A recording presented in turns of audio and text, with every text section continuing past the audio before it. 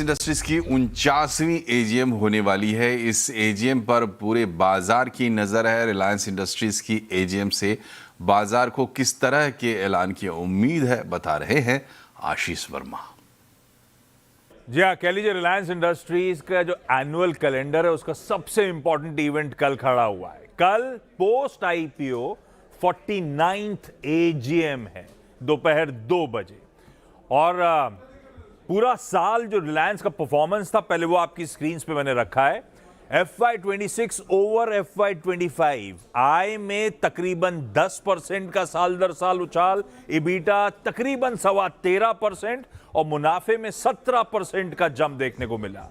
पर कल की उस एजीएम में स्ट्रीट इन पुराने नंबर्स पे नहीं, आगे सामने खड़े हुए की कैटलिस्ट पे फोकस कर रही होगी। और इसीलिए पिछले कुछ दिनों में आपने देखा होगा रिलायंस का स्टॉक अपने ईयर लो से अच्छा खासा मूव करता हुआ नजर आया। इन एंटिसिपेशन कहां नजर होगी? सबसे इंपॉर्टेंट जियो प्लेटफॉर्म्स, वो शायद सिंगल बिगेस्ट ट्रिगर है। पिछले साल की एजीएम में मैनेजमेंट ने कहा था कि 2026 की पहली छमाही हम टारगेट कर रहे हैं लिस्टिंग के लिए। अब वो विंडो सामने खड़ी हुई है तो स्ट्रीट कीनली वेट कर रहा है क्लियर कट वो फाइनल टाइमलाइन उस आईपीओ को लेकर। कोई भी क्लैरिटी बड़ा रीरेटिंग का ट्रिगर बन सकता है। दूसरा, न्यू एनर्जी बिजनेस। रिलायंस ने पिछले कुछ सालों में बहुत हेवीली न्यू एनर्जी बिजनेस में इन्वेस्ट करा। वो जामनगर गीगा कॉम्प्लेक्स में मैसिव कैपिटल डिप्लॉय करा। अब वो प्योर इन्वेस्टमेंट का एरा हमारे पीछे, अब इनकी कमिश्निंग का समय है। तो स्ट्रीट की नजर होगी कब वो सोलर मॉड्यूल मैन्युफैक्चरिंग फैसिलिटी, कब वो एडवांस एनर्जी स्टोरेज प्लांट, कब इनका green hydrogen electrolyser capacity commission होती हुई नजर आएगी। उसकी clear cut timelines street appreciate करती हुई आपको नजर आएगी।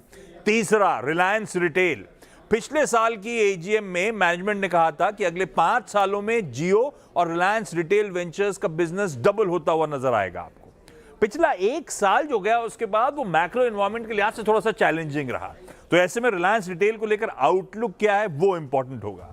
और हाँ, आर्टिफिशियल इंटेलिजेंस, वो डेटा सेंटर, कुछ ही दिनों पहले की बात है जब रिलायंस ने अपडेट दिया था कि एक मैसिव बड़ी डील मेटा प्लेटफॉर्म्स के साथ इन्होंने साइन करी है। 168 मेगावाट का एआई डेटा सेंटर आरआईएल अपने जामनगर कैंपस में खड़ा करने की तैयारी कर रहा है।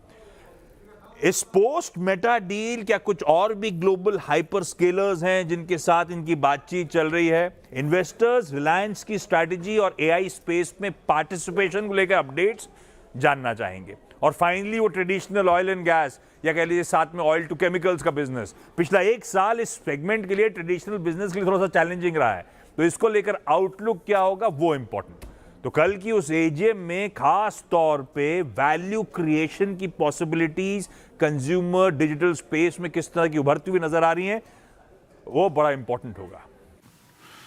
और रिलायंस इंडस्ट्रीज की एजीएम के अलावा कल एक और अहम बैठक होने वाली है। यह मार्केट रेगुलेटर सेबी की बोर्ड बैठक। इस बैठक में प्रोमोटर्स के लिए बायबैक और म्यूचुअल फंड्स के लिए फंडिंग के नियम आसान करने जैसे कई अहम मुद्दों पर चर्चा हो सकती है। क्या है सेबी की बोर्ड बैठक का एजेंडा, बता रहे हैं कंचन नौटियाल।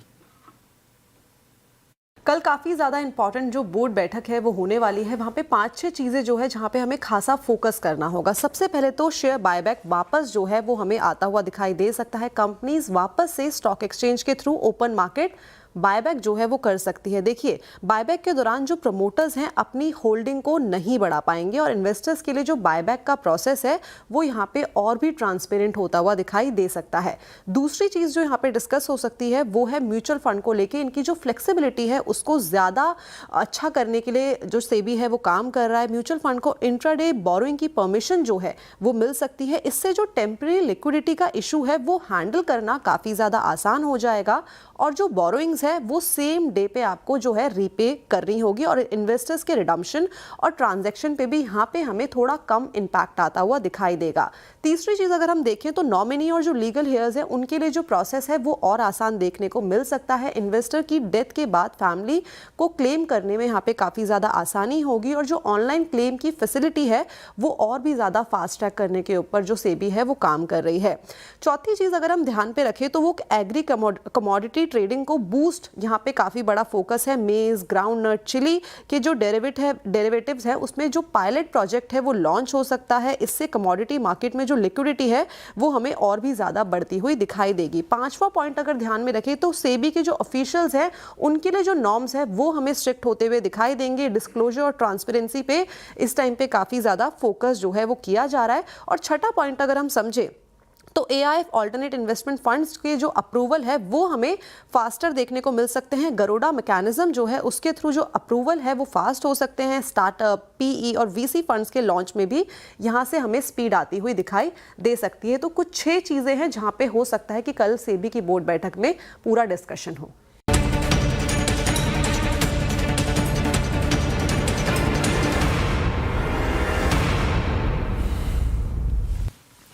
अमेरिका और ईरान के बीच शांति समझौता हो गया है। अमेरिकी राष्ट्रपति डोनाल्ड ट्रंप और ईरान के राष्ट्रपति पेजेश्कियान ने एमओयू पर साइन कर दिए हैं। ये समझौता दोनों देशों के बीच करीब 4 महीने से जारी तनाव और सैन्य टकराव को खत्म करने की दिशा में बड़ा माना जा रहा है। शांति समझौते में क्या है, डिटेल से समझने के लिए चलते हैं हमारे economic policy editor Lakshman Roy हमसे जुड़ गए हैं। लक्ष्मण जी, अमेरिका और ईरान के बीच डील साइन हो गई, लेकिन अब इसमें किन मुद्दों पर सहमति बनी है और आगे क्या देखने को मिलेगा? देखिए, ये जो डील साइन हुई है उसके दस्तावेज को ईरान के राष्ट्रपति ने सार्वजनिक किया अपने एक्स पोस्ट के जरिए। तो जब मैं उस पूरे दस्तावेज को पढ़ रहा था, जिस 14 पॉइंट की बात हम लोग कर रहे हैं, तो 14 पॉइंट यहाँ पे था। लेकिन सबसे महत्वपूर्ण बात, मुझे ये पूरा 14 पॉइंट का दस्तावेज बहुत हद तक ईरान की तरफ झुका हुआ दिखा। यानी ईरान की जितनी भी मांगे थी, जिस पर अब तक गतिरोध बना हुआ था, उस पर सहमति बन गई है, उनकी मांगे मान ली गई। मिसाल के तौर पर पहला पैरा को देखेंगे तो 3 बार, जी हाँ 3 बार लिखा गया है कि लेबनान की स्वायत्तता को बरकरार रखा जाएगा, लेबनान पर कोई हमला नहीं करेगा। जाहिर तौर पर इजरायल के लिए एक बड़ा झटका है। दूसरी महत्वपूर्ण बात यहाँ पे कहा गया है कि ईरान को फिर से वापस पटरी पर लाने के लिए, उनकी सुविधाओं को बहाल करने के लिए, इंफ्रास्ट्रक्चर बहाल करने के लिए $300 बिलियन का वहां पे उनको पैकेज दिया जाएगा ईरान को। ये भी अपनी बड़ी बात है जो अब तक यूएस तैयार नहीं हो रहा था। तीसरी चीज, ईरान के जितने भी संपत्ति को जब्त कर लिया गया, सबको अब खोल दिया जाएगा, जब्ती हटा दी जाएगी। जो भी पाबंदी लगाई गई है, चाहे यूएस की तरफ से, चाहे यूनाइटेड नेशन की तरफ से, सारी पाबंदी हटा ली जाएगी। तो ये सारी बातें ईरान के पक्ष में गई है। न्यूक्लियर पावर के मामले में भी ये कहा गया है कि न्यूक्लियर पावर अभी नहीं बनाएगा, एनरिच यूरेनियम यथास्थिति बना रखा जाएगा। ये तो रही बात ईरान की। लेकिन हमारे आपके लिए सबसे ज़्यादा इंपॉर्टेंट चीज़ थी वो था कच्चे तेल का आवागमन जो रुक गया था स्ट्रेट ऑफ हॉर्मुज से। तो स्ट्रेट ऑफ हॉर्मुज पूरी तरह से खोल दिया जाएगा, 30 दिन के भीतर सुचारू कर दिया जाएगा। वहाँ से जो माइंस और बिछाया हुआ सब वहां से हटा लिया जाएगा, अमेरिकी नाकेबंदी भी हट जाएगी। 60वें दिन पे चलकर एक परमानेंट एग्रीमेंट होगा। अगर चाहे दोनों पक्ष तो 60 दिन की म्याद को आगे बढ़ा सकते हैं, लेकिन तब तक कोई किसी पर कहीं भी से भी हमला नहीं करेगा। चलिए, तो इसी बात पर ईरान और अमेरिका की जो एमओयू हुआ है उस पर सवाल उठ रहा है कि आखिर इससे मिला क्या, किसको क्या मिला। आवाज अड्डा में लक्ष्मण रॉय के साथ देखिए डील डन कैसे किसे क्या मिला, शाम 7:57 पर। और नौकरी के लिए यूके जाने वाले लोगों के लिए बड़ी राहत की खबर है। अब 5 साल तक उन्हें कोई सोशल सिक्योरिटी कंट्रीब्यूशन नहीं देना होगा। असल में ये एक हिस्सा है 15 जुलाई से जो लागू हो रहा है UK India free trade agreement उसका, और उसमें कई खास प्रावधान है इस एग्रीमेंट में। और क्या खास है, लक्ष्मण जी बताइए, क्या बदल जाएगा इस एग्रीमेंट के लागू होने के बाद? देखिए, सबसे बड़ी बात तो ये जो इंडिया यूके एग्रीमेंट हुआ है जो 15 जुलाई से लागू होने जा रहा है, सबसे बड़ी बात यह है कि एक बड़ा बाजार भारतीय एक्सपोर्टर को यहाँ पे मिलने जा रहा है। वैसे तो हमने कई सारे एग्रीमेंट किए, लेकिन ये एग्रीमेंट इतने बड़े बाजार के साथ, इतने बड़े पोटेंशियल के साथ सबसे पहले 15 जुलाई को लागू होने जा रहा है। तो ये अपने आप में इसकी अहमियत है। और अगर आम लोगों के लिए कहें तो जो IT प्रोफेशनल हैं, दूसरे लोग हैं, वो जाकर यूके में नौकरी करते थे तो उनको सोशल सिक्योरिटी कंट्रीब्यूशन देने की बाध्यता थी। उसका मतलब ये होता है जैसे हम लोग यहाँ पे प्रोविडेंट फंड में कंट्रीब्यूशन देते हैं ना, वैसे वहां भी देना था। वो इतना ज्यादा होता था कि 15% से लेकर 30% तक उनकी सैलरी का चला जाता था। अब इस ट्रेड एग्रीमेंट के तहत ये कहा गया है कि भारत में किसी कंपनी में का कर्मचारी अगर यूके में जाके काम कर रहा होता तो ये कंट्रीब्यूशन नहीं देना पड़ेगा अगर वो भारत के पीएफ या सोशल सिक्योरिटी में कोई कंट्रीब्यूशन कर रहा है तो। इससे करीब समझिए कि बहुत बड़ी तादाद में जो लोग हैं, करीब 75,000 लोग वहां पे काम कर रहे होते हैं, 9,000 कंपनियों को लोग काम कर रहे होते हैं, उनको एक बड़ी राहत मिली है। इन सब के अलावा भारत के जितने भी सामान यूके जाएंगे 99% से ज्यादा सामान पर यूके कोई ड्यूटी चार्ज नहीं करेगा। टेक्सटाइल, गारमेंट, केमिकल, इन सब पर यूके बिल्कुल जीरो ड्यूटी चार्ज करेगा। हम लोग यूके के सामान पर 91% सामान पर ड्यूटी नहीं लेंगे। मिसाल के तौर पर यूके के स्कॉच विस्की आती है तो अभी 150% की ड्यूटी लगती है, वो घटकर किस्तों में 40% हो जाएगी। वहाँ की कारें आती हैं, अभी 100% की ड्यूटी लगती है, वो घट करके यहाँ पे 10% हो जाएगी किस्तों में, तय संख्या तक की बात करें तो। दोनों तरफ से एक अच्छा बाजार मिलेगा, लेकिन भारतीय एक्सपोर्टर्स के लिए, भारतीय नौकरी पेशा लोगों के लिए जो यूके जाना चाहते हैं, उनके लिए 15 तारीख के बाद बड़े दरवाजे खुल जाएंगे। बहुत बहुत शुक्रिया लक्ष्मण जी। और यहाँ रुक रहे हैं एक छोटे से ब्रेक के लिए, लेकिन आवाज समाचार में खबरों का सिलसिला जारी रहेगा। बने रहिए CNBC आवाज के साथ।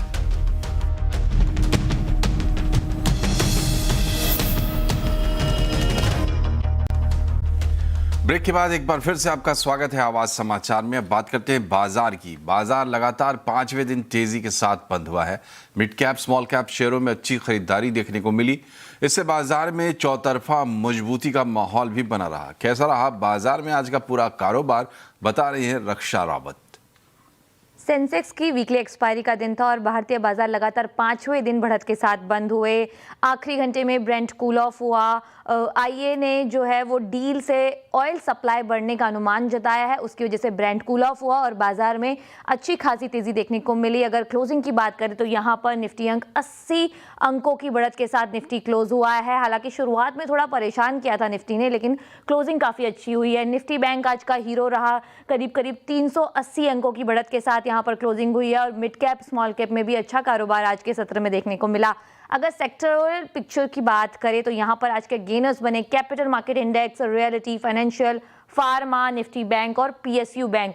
ये सारे इंडेक्स थे जहां पर आज खरीदारी देखने को मिली। अगर आज के लूजिंग पॉकेट की बात की जाए तो एक्सचेंजर के नतीजों से पहले IT शेयर में करीब करीब 1% की गिरावट देखने को मिली। IT पैक से आज सारे ही काउंटर लाल निशान में कारोबार करते हुए नजर आए। इसके अलावा मेटल जो है वहां पर एक फ्लैट क्लोजिंग देखने को मिली, तो यहां से सपोर्ट नहीं आया बाजार को। अगर आज के कंट्रीब्यूटर्स की बात की जाए यानी निफ्टी गेनर्स की बात करें तो यहां पर हेल्थ केयर स्पेस से मैक्स हेल्थ केयर, इसके अलावा इंटरग्लोब एविएशन, ट्रेंट, यहाँ पर 3-4 दिनों से अच्छी खरीदारी का मोमेंटम है। इसके अलावा BEL यहाँ पर अच्छी खासी खरीदारी देखने को मिली और निफ्टी को सपोर्ट किया।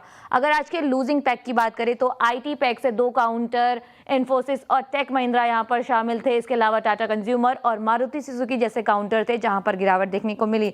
एक और स्पेस था जहाँ पर काफ़ी अच्छी खरीदारी देखने को मिली, वो था EMS स्पेस। जी हाँ, सारे ही शेयर देख लीजिए, यहाँ पर 3 से 4% के गेंस दिखाई दिए आज के सत्र में। तो ये था आज के बाजार का हाल। गुजरात के लोगों का शेयर बाजार से रिश्ता नया नहीं है, लेकिन अब अहमदाबाद में शेयर बाजार सिर्फ पोर्टफोलियो तक नहीं, प्लेट तक पहुंच गया है। सोचिए किसी कैफे में आपका स्वागत बुल और बियर करे, खाने पीने की चीज़ों के दाम भी शेयरों की तरह ऊपर नीचे हों और हर तरफ मार्केट की ही चर्चा हो। चौंक गए ना? तो आइए आपको ले चलते हैं एक अनोखे स्टॉक मार्केट थीम कैफे में।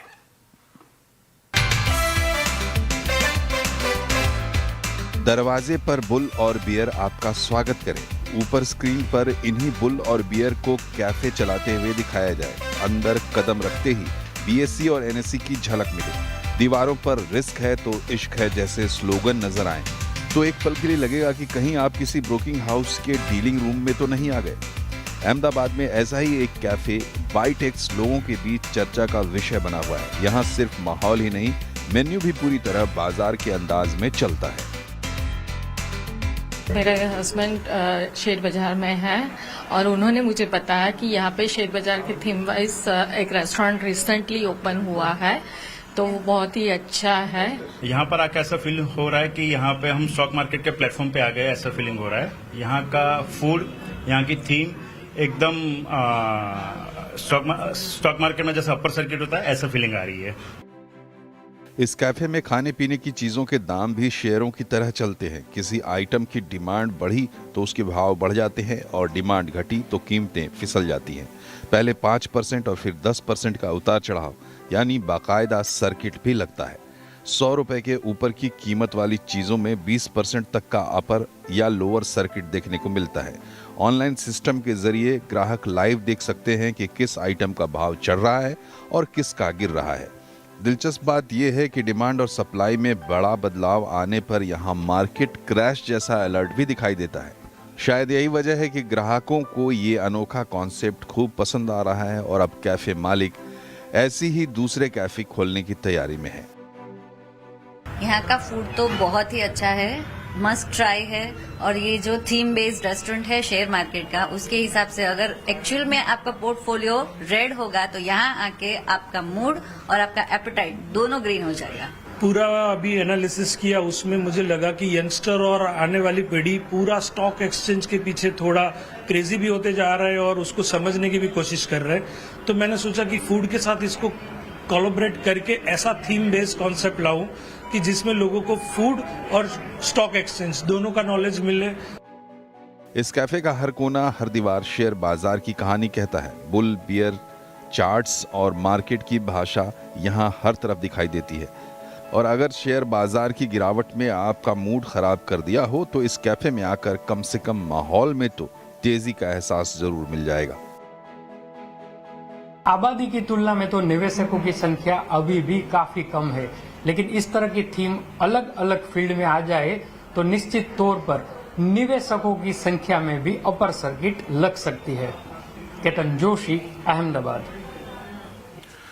गुजरात के खाबड़ा में दुनिया का सबसे बड़ा सोलर पार्क बन रहा है। यहाँ 14 गीगावाट रिन्यूएबल एनर्जी का उत्पादन शुरू हो चुका है। करोड़ों सोलर प्लेट वाला ये पार्क कैसे काम करता है, ग्राउंड जीरो से बता रहे हैं केतन जोशी। अगर आपसे कोई पूछे कि दुनिया का रिन्यूएबल एनर्जी का नया ठिकाना क्या है, तो आप जवाब दे दीजिए कि वो है खावड़ा। जी हाँ, इस वक्त मैं खावड़ा में ही मौजूद हूँ और आप जहाँ तक नजर डालेंगे वहाँ सिर्फ और सिर्फ आपको सोलर पैनल ही नजर आएगी। गुजरात सरकार ने रिन्यूएबल एनर्जी प्रोजेक्ट के तहत यहाँ 760 स्क्वायर किलोमीटर की जो रण की जमीन है, मतलब यहाँ कुछ नहीं होता है, ऐसी जमीन को रिन्यूएबल एनर्जी के लिए आवंटित किया है। अभी यहाँ पर 13 गीगावाट रिन्यूएबल एनर्जी का उत्पादन होता है, जो 2029 तक 40 गीगावाट तक पहुंच जाएगा। ये कोई सामान्य प्लेट नहीं है जो आप सोलार की प्लेट देख रहे हैं, और उनके ठीक आगे जो आपको दोनों छोर की ओर से जो व्हाइट ड्रम दिखाई दे रहे हैं वो रोबोट है। जैसे ही सूर्यास्त हो जाएगा, रात को ये रोबोट चलना शुरू हो जाएगा और इस पैनल के ऊपर जमी जितनी भी डस्ट है वो हटा देगा। इसको पानी की आवश्यकता नहीं है और उस रोबोट को चलाने के लिए उनके ऊपर भी एक प्लेट लगी हुई है। मेरे ठीक पीछे आप कई सारी विंड मिल भी देख रहे हैं। ये विंड मिल भी हरित ऊर्जा का सबसे बड़ा साधन यहाँ बनने वाली है।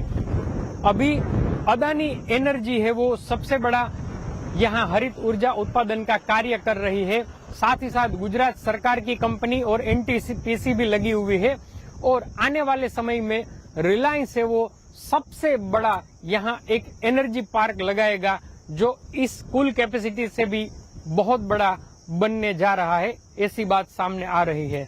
तो हम कह सकते हैं कि जो 2030 तक 500 गीगावाट रिन्यूएबल एनर्जी उत्पादन का भारत सरकार ने लक्ष्य रखा है, उसकी नींव इस खावड़ा में आपको दिख जाएगी। केतन जोशी, खावड़ा, कच्छ। और अब कुछ खबरें फीफा वर्ल्ड कप से।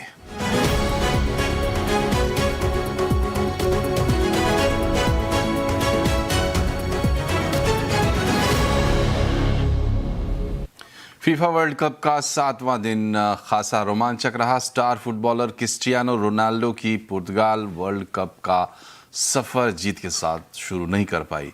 कांगो ने जबरदस्त टक्कर देते हुए मैच को 1-1 के ड्रॉ पर रोक दिया। हालांकि रोनाल्डो ने अपने खाते में एक भी गोल नहीं डाला।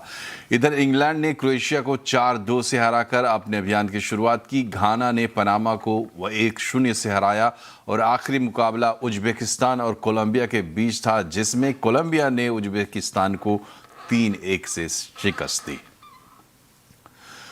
और अब फीफा वर्ल्ड कप के 8वें दिन चेकिया और साउथ अफ्रीका का मैच रात 9:30 बजे से शुरू होगा।